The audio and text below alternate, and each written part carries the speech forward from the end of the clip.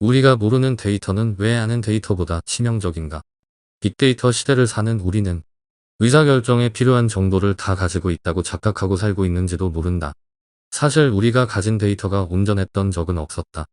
손에 쥔 데이터는 빙산의 일각일지도 모르고 정보의 세계는 우리가 위험천만하게 간과할 수 있는 다크 데이터로 가득하다. 저자는 온갖 유형의 누락된 데이터를 통칭해 다크 데이터라 부른다고 정의했다. 다크 데이터는 우리가 볼 수 없게 숨겨져 있는데 그 때문에 우리는 오해하고 틀린 결론을 내리거나 나쁜 결정을 할 수도 있다. 다크 데이터는 발생 형태도 다양할 뿐만 아니라 발생하는 이유도 가지각색이다. 우리는 모두 환한 곳을 바라보는데 익숙해져 있다. 하지만 데이터는 완전히 객관적이지도 않고 진리도 아니다. 어둠 속 보이지 않는 곳에 분명 더 나은 결정을 위한 결정적 세부사항이 숨어 있다. 저자는 우리는 무엇을 놓치고 있는가? 를 끊임없이 경계하며 자문해야 한다고 강조한다. 데이터는 애초부터 존재해서 누군가가 분석해 주길 기다리는 게 아니다. 누군가가 데이터를 하나씩 모아나가야 한다. 그리고 누구나 예상할 수 있듯이 데이터 수집 방법이 달라지면 종류가 다른 다크 데이터가 생길 수 있다.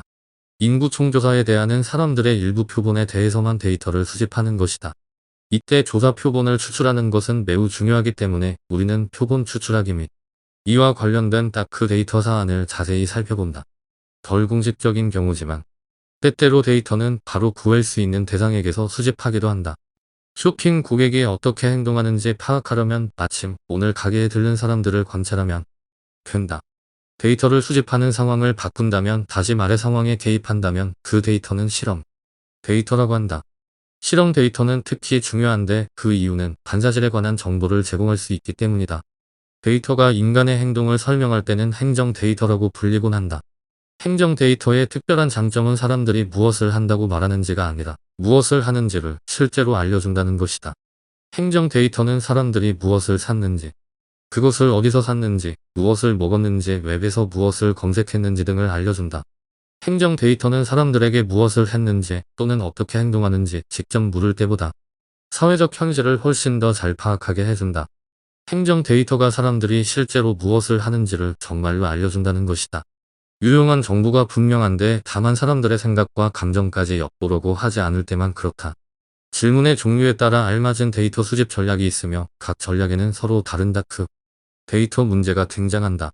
한 군데 카드 회사에서 나온 데이터는 전체 신용카드 소지 집단을 대표하기 어려우며 당연히 전체 인구를 대표하지 못한다. 따라서 행정 데이터는 솔깃한 희망을 던져주긴 하지만 그 역시 언뜻 봐서는 확실히 드러나지 않는 다크 데이터로 인한 약점을 갖기 쉽다. 아주 최근까지도 우리의 온갖 데이터는 자동으로 저장되었다. 우리가 알지도 못하는 사이에 아무런 관여도 하지 않았는데도 말이다.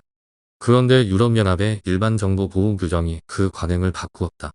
이제는 누구나 알듯이 요즘 웹사이트에서는 개인정보를 수집할 때 당사자의 이해 여부와 동의 여부를 물어야 한다.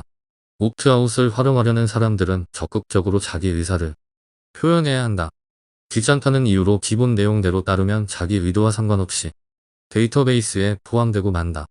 더 심각한 결과가 나올 수 있는 경우는 사람들에게 옵트인 방식을 요구하는 것이다. 옵트인 방식은 당사자가 개인의 데이터 수집을 허용해야 데이터 수집할 수 있는 제도다.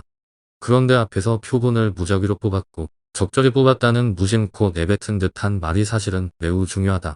나이트클럽에 있는 사람들이나 노인 전용 주택단지에서만 표본을 얻었다면 아마도 전체 인구의 평균 나이에 관해 그리 정확한 수산체를 얻지 못할 것이다.